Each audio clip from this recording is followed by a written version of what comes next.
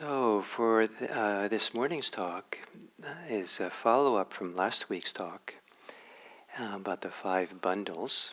And what I talked about last week is that there are, in the teachings of the Buddha, he talked about we make bundles of attachments.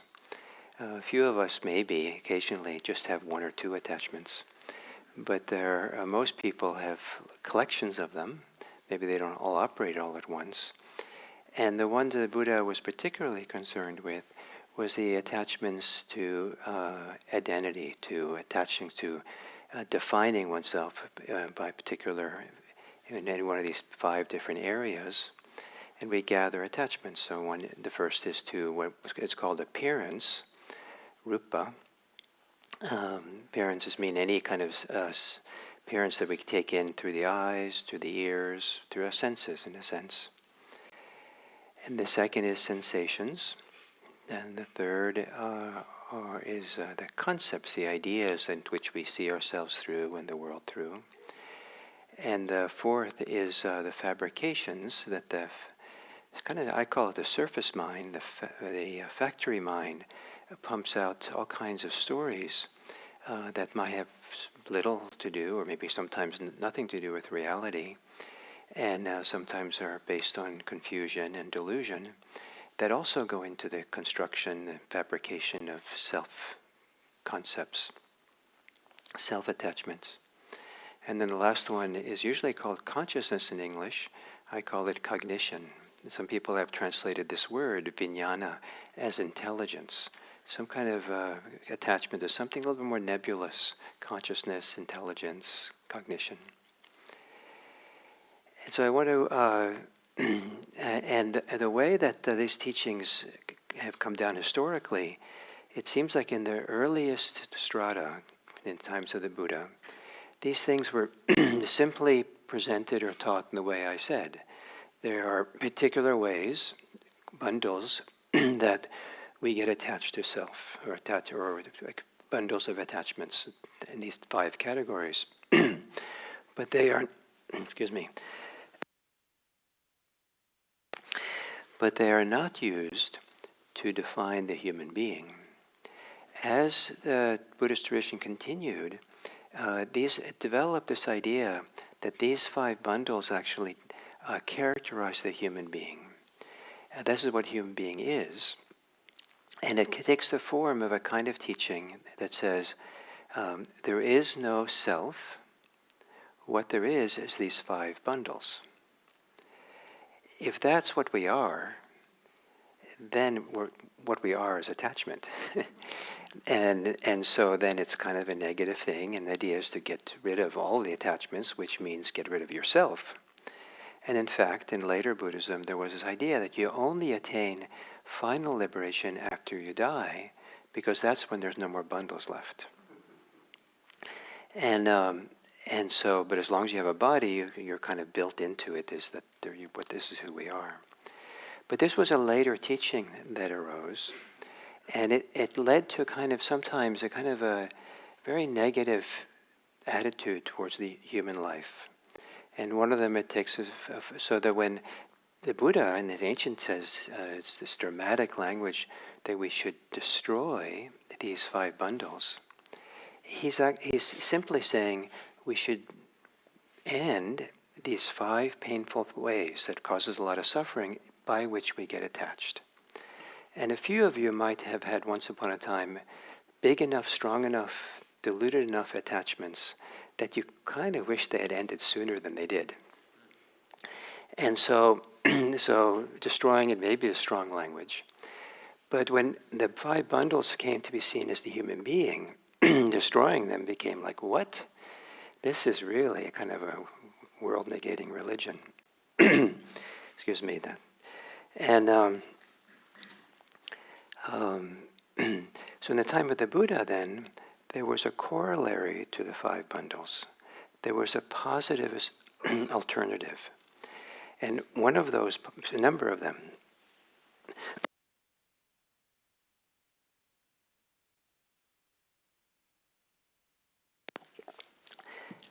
and the simplest one to see, the kind of the opposite kind of corollary, is something called the 7 factors of awakening.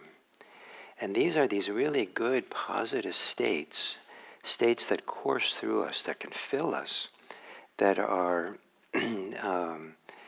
that are awareness itself, mindfulness, clarity, sometimes called investigation,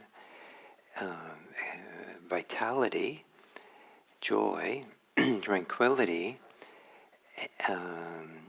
unification of mind, sometimes called samadhi or concentration, and equanimity. What's interesting about these, the Buddha says, for these states, we want to evoke, grow, develop, and bring into fulfillment. So here's a very different language than the language of abandoning or destroying something. It's a language that we're allowing something to grow inside of us so it becomes full. It comes to full fulfillment. So the hindrances are to be abandoned, for example, and these bundles are to be ended, but that's not what we're supposed to do with the 7 factors of awakening. The people who came to say that everything who we are is the 7 bundles, the 5 bundles, then they stick these 7 factors of awakening into the bundles. They have to be there. And then you're kind of back in this big chaos or complicated way of understanding. But if we don't take the 5 bundles of who we are, we see there's very particular kind of states that if we, and there's other states that are quite positive, and the language of those states is to grow them. The language of the fabrications is fabrication, is kind of like factory products of the mind, the surface mind. So I want to tell you a story from the Buddha's life. Many people don't realize that Buddha had a son. And when the Buddha wasn't around his son the first 6-7 years of his son's life, but then after that he was around his son quite a bit apparently. That his son grew up with his father after he was about 7, and because his son became a novice monk. And there's one story that when his son Rahula was probably a teenager, we think, he was in the morning, every morning, the Buddha would go out for alms round. He would go with his bowl into towns, villages, and as was the custom for mendicant monastics, religious people, and people would put some rice or food, a little bit, in their bowl, and so they have food for the day. And so Rahula went with his father on the alms rounds, going around with their bowls. And he was following right behind his father. And as they were walking, at some point the Buddha, this is what the ancient records say. So the Buddha stopped, turned around, and told his son this about the 5 bundles. He said, the bundle of appearances is not the self. They're not yours. The bundle of sensations is not you. The bundles of ideas, concepts is not you. The bundles of fabricated stories is not you. And whatever this vijnana is, consciousness, cognition, intelligence, is not you. One translator translated this, is not your essence. It's not your soul. And so that's all the Buddha says. We don't have any sense of his tone of voice or, if he was glaring at his son or saying it kindly. But the story goes on where it says that his son had this thought. Having just been admonished by the Buddha, it's not appropriate for me to continue going for alms rounds. Let me go back to the monastery. So he returned. And one of the Buddha's senior disciples was there, so Rahula told him what had happened. What later commentaries, how they understand this, is that this teenager, who may be of typical teenagers, was very concerned about his appearance, his looks, his identity, And so because we probably looked a bit like his dad, being the son of the Buddha, um, they say that he had a conceit, that he was kind of special. And the Buddha picked up on that conceit. Maybe Rahula was behind the Buddha kind of strutting, with look at me, or something. And it was obvious.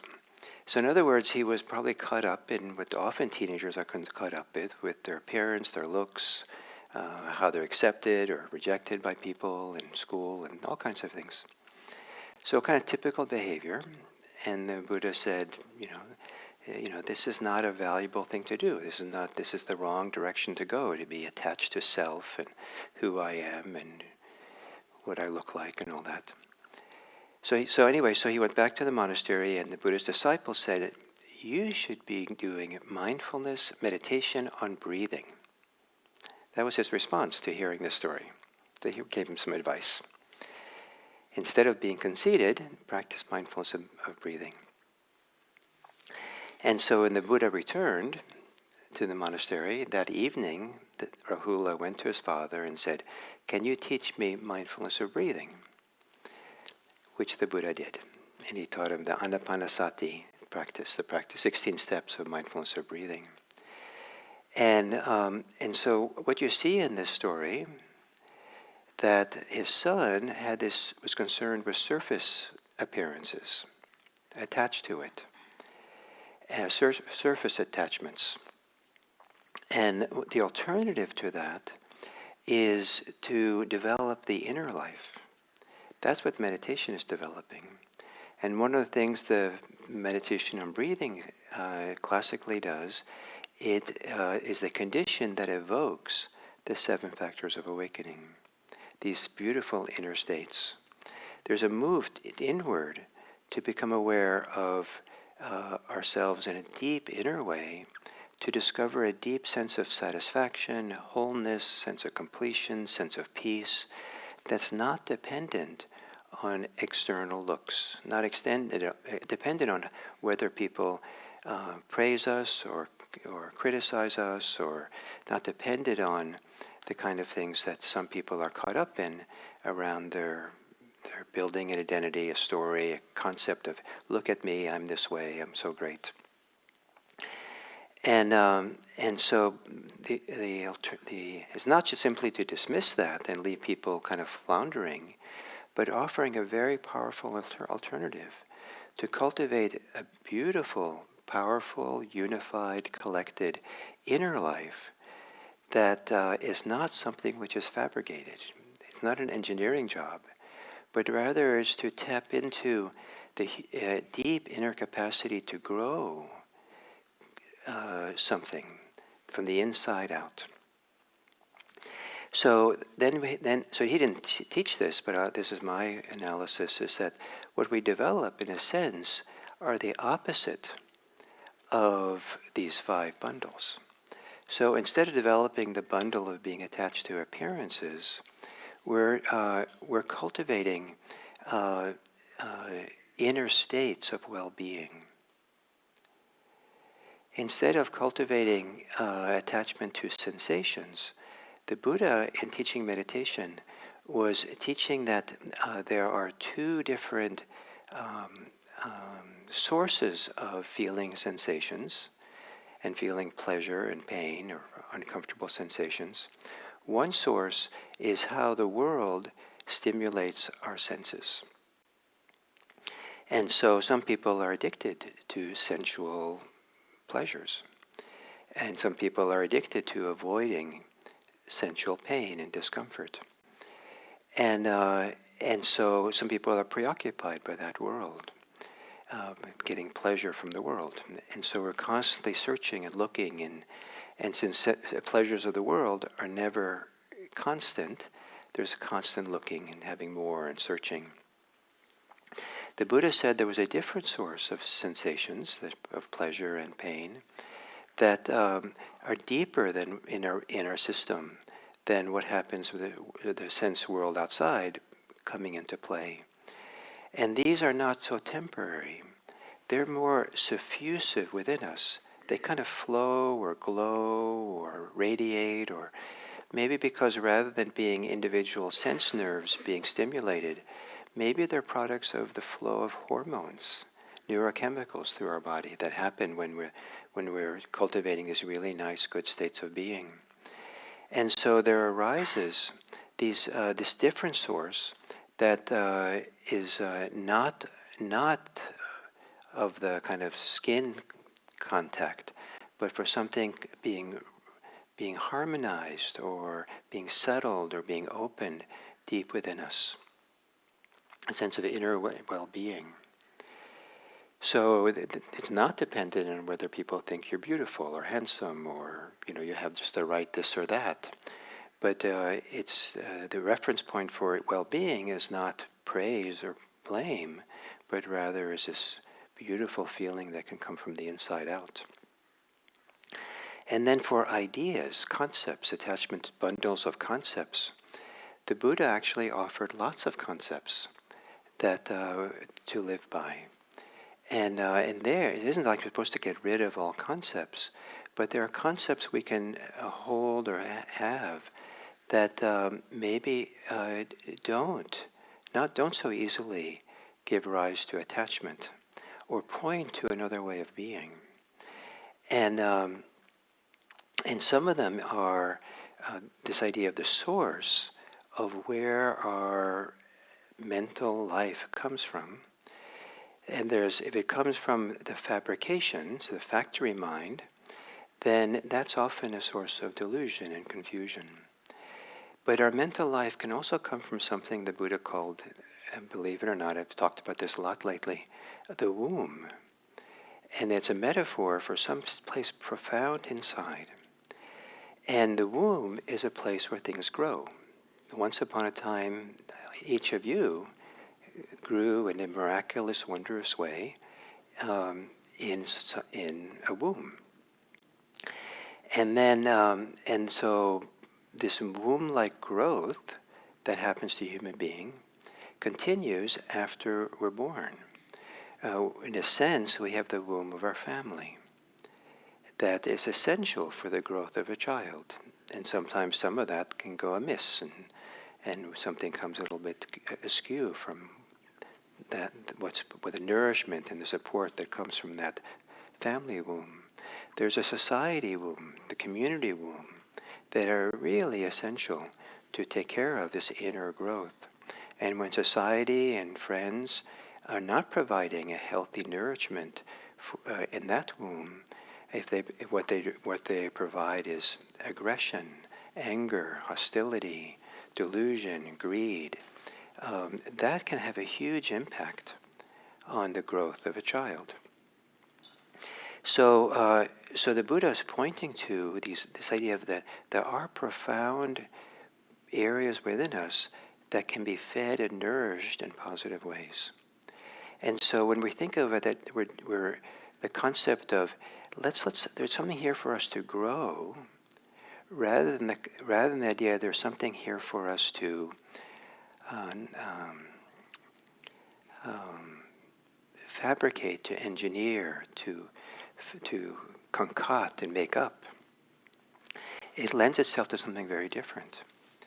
The path of awakening also, if you use too much the words attainment and to get, it leads to kind of like assertive, kind of like greed to have some kind of spiritual states. But the Buddha used this language that is much more peaceful, much more easeful for this. And this is where sometimes translators into English make choices which are maybe not close to what the Buddha meant. And one example of this I'll give you is the language of sometimes attainment of enlightenment. Sometimes that's called a breakthrough, a penetrating into the truth. That's kind of aggressive language, breakthrough and penetration. Some people have a lot of trouble with too much spiritual language as penetrate, which some teachers do, I've heard, in Asia. And in these translations where people use the word breakthrough or penetration, sometimes the actual Pali word abhisamaya, means for things to meet together. And sometimes by convention, that's come to mean to be in agreement with something. So you have a very different feeling if it says, break through to liberation, than it says, come into agreement, come into harmony with something, come and meet something, meet the liberated mind. In Vipassana practice, it's a practice that leads to liberation, but the penultimate kind of step to liberation is something called anuloma. And loma means hair, and anu means with the hair, and it has the same meaning in English as in Pali as the English expression with the grain. Rather than being with the grain of the wood, it's with the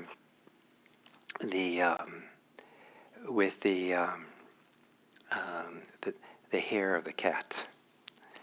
If you want to pet the cat, don't do it against the hair. If you want to be in harmony with the cat, you do it with the hair. So this idea that the penultimate kind of experience that brings about enlightenment is an experience where you're in harmony, you're with the grain, you're in alignment with something, as opposed to at the doors of enlightenment with a sledgehammer. You're going to bust through. So it's a very different kind of language. We have the language. Let me pause for a minute. It's a little bit cold. Can you turn the? I don't know why the maybe the heat is not coming on. We're just getting cold air. So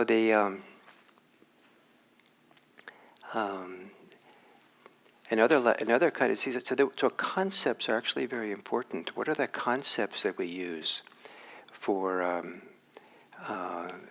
we hold on to and get caught by? And that can apply to meditation itself. Another one is the word concentration. A lot of Western meditators have gotten headaches from that word, trying to get concentrated. Another way of translating, which is closer to the original, means to gather together. And so unification is used. So we're practicing unification rather than concentration. And that kind of creates a very different feeling. Some people, for some reason, the word concentration seems to evoke a lot of conceit, positive conceit and negative conceit.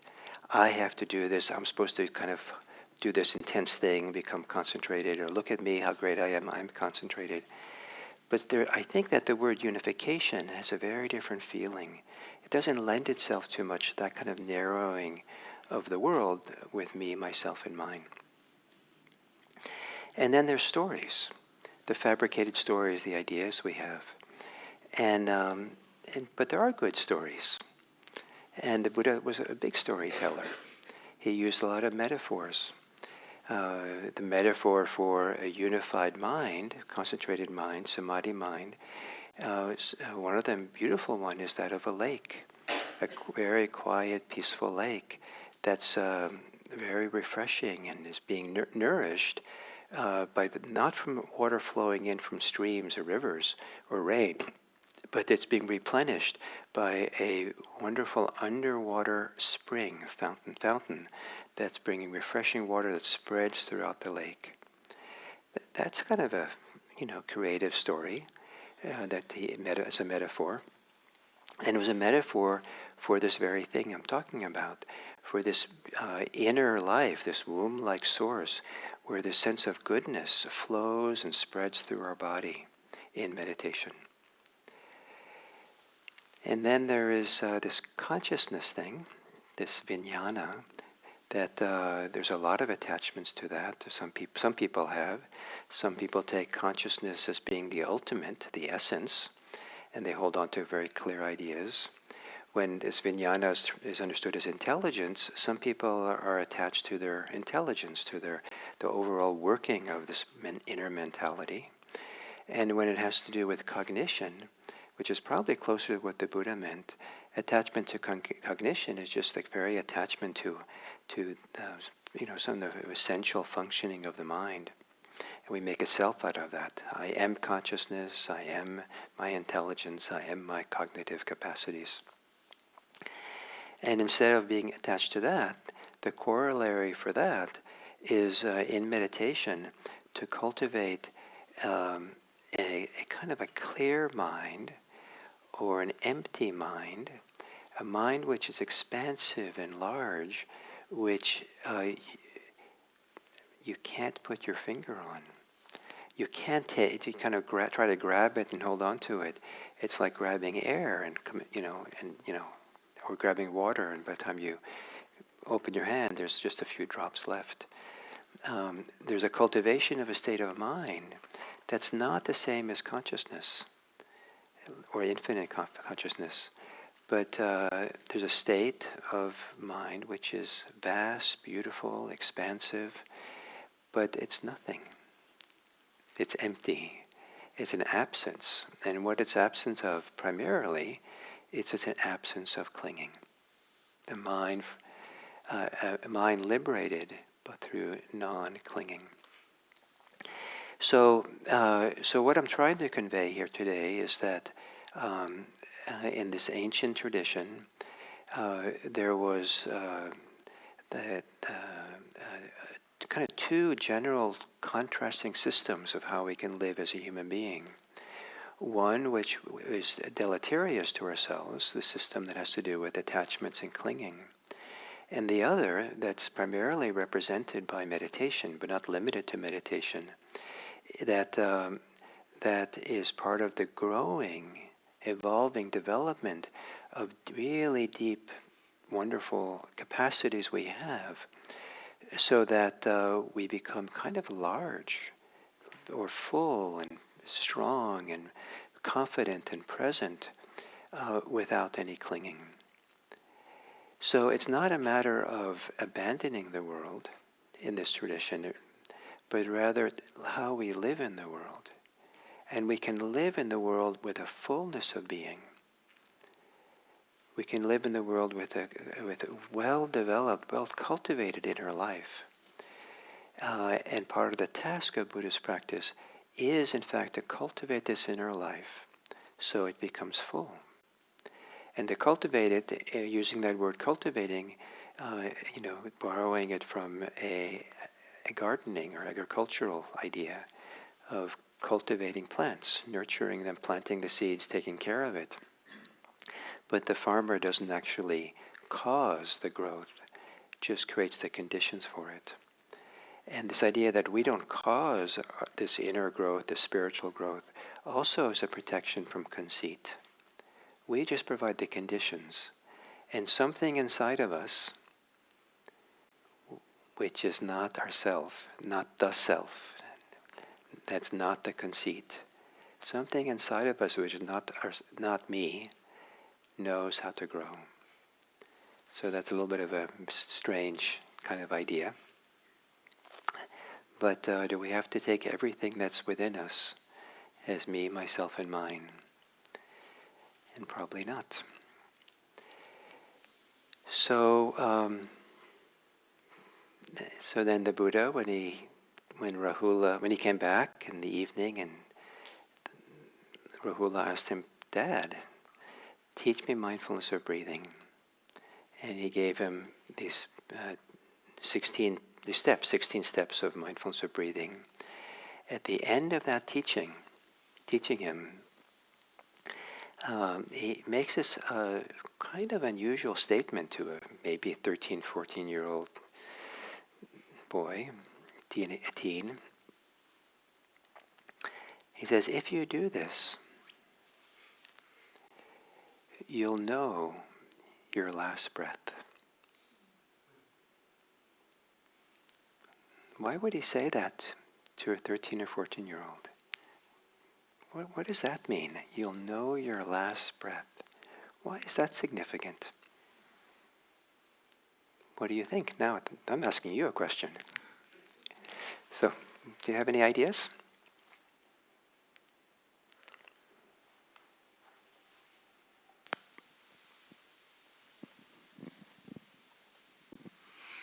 Well, I think if you're conscious enough to notice your last breath, it implies that you're conscious enough to recognize this breath and all the breaths that come after it. I see. So it's almost like an encouragement. Yes, stay with these breaths now. Very nice. Then over here on your right.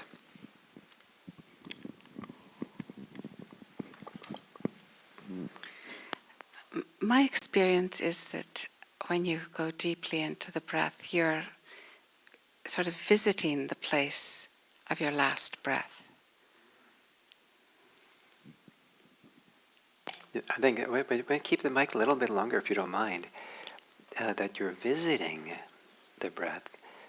That's kind of a wonderful image. Could you fill it in a little bit? Well, I've been close to people when they've been dying, and Could you turn it up a little bit louder?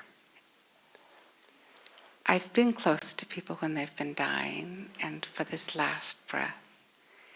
And it's so magnificent. I mean, it's just the greatest experience of the infinitude of the breath. And I feel that at times when I'm settled breathing, that there's a connection between this breath now and what occurs when we die. So what I hear from that, you don't have to answer my question, but because it's kind of personal. But what I hear from that is that you're probably not that scared of dying. No, not at all. And I don't see it as a tragedy or any of that American stuff. That's what's it's sometimes been recognized, that people who have a good experience in meditation, the idea of dying is not such a frightening thing. Thank you. So any other ideas about, yes, over here?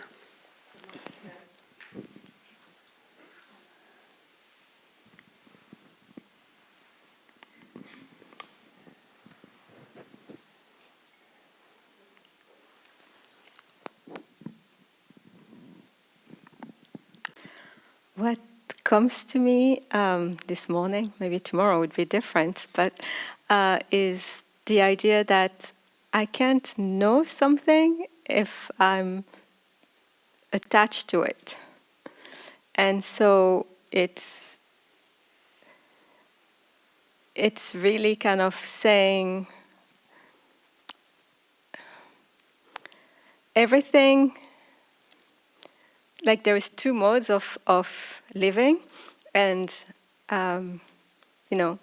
how I was living before I came to understand the practice was, if I know, knowing is the ultimate, but there was a lot of grasping in this, because then I get attached to being right and it's my ideas, right? But to really know something, you can't be attached to it. I'm finding in something very interesting in my work. I'm an innovator, and every time I get to a place where I think I know, and if I can just let myself unknow, I know better. So it's kind of like not again the conceit you were kind of saying, being conceited about knowing. Maybe there is some kind of that. Thank you. That was wonderful to hear. And so from that, I interpreted for this in terms of the story, that if the Buddha was saying you'll know your last breath, he's kind of saying you'll know your freedom as you're dying. So someone else? No? Oh. Oh, you have one. Yeah, please. It occurs to me that if you know your last breath, then you're really present. So there's to me, there could be an association with being present is so important in Buddhism, the present moment. And if you know it at the last time, that suggests that you've been able to be present for a lot of your life. Yeah. one of the interesting, I think, consequences, I believe, about this practice, the really strong mindfulness, recognition, presence, is you might realize as you're dying that being present, being really mindful and present for whatever's going on in that experience, is a lot better than the alternatives available. And so then the question is, do you have the ability to somehow choose the best options during that moment of dying? Do you choose fear, or do you choose freedom from fear? Do you choose regrets? The freedom from regrets. And of course, I think the idea is, please choose the better option. But if you know it, that's one of the benefits from doing this practice, is to really develop a really clear connection and knowledge and knowing of what the better option is. To learn to recognize what is not a good option. And many people are quite content to live with anger, to live with resentment, to live with anxiety, to live with greed, and be seduced by them or be convinced by them, this is important, this is the way to live, this is how it should be.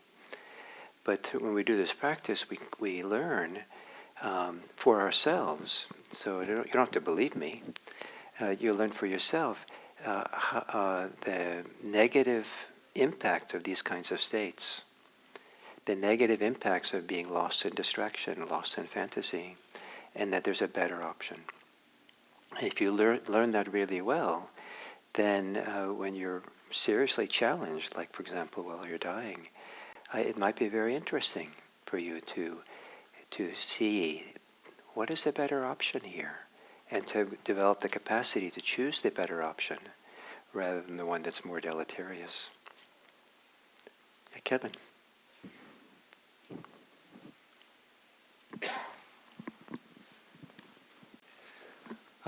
Maybe you'll know you're alive. You'll know? You'll know you're alive. Oh, you'll know you're alive. Yes, there was a wonderful Zen priest, Isan Dorsey, who died of AIDS during the AIDS crisis. And there's a beautiful, wonderful book about him called Street Zen. He was one of the more colorful priests at San Francisco, monks at San Francisco Zen Center. Wonderful teacher, I knew him. And he at some point he had AIDS. And he kind of sat up, and he usually had a sparkle in his eye, and it's always delighted to see anybody he saw, and just like everyone was like his best friend. And he said, "To have AIDS is to be alive." So what he was emphasizing was that you're still alive, and he had this capacity to just appreciate that fully, rather than losing that appreciation because he was sick. So that was kind of a beautiful thing that he demonstrated. So, yes, here. Could the interpretation not be connected to death, but more when the notion of you falls away? When the what falls away? Notion of you. Yeah, so kind of metaphorical death. When the death of self-concept, self-preoccupation falls away. I like that. Thank you.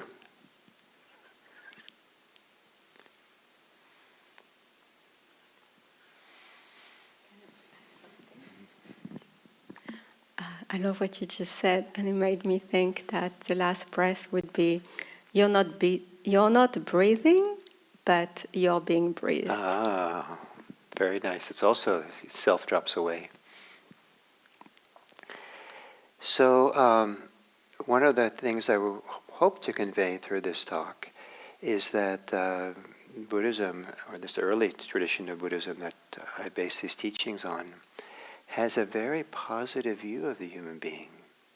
Rather than a negative view of the human being, rather than this idea that everything is suffering and therefore,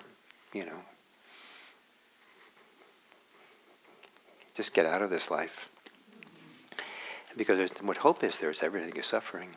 That was not what the Buddha taught. He certainly taught the emphasis of really take suffering seriously, but it's because there's an alternative.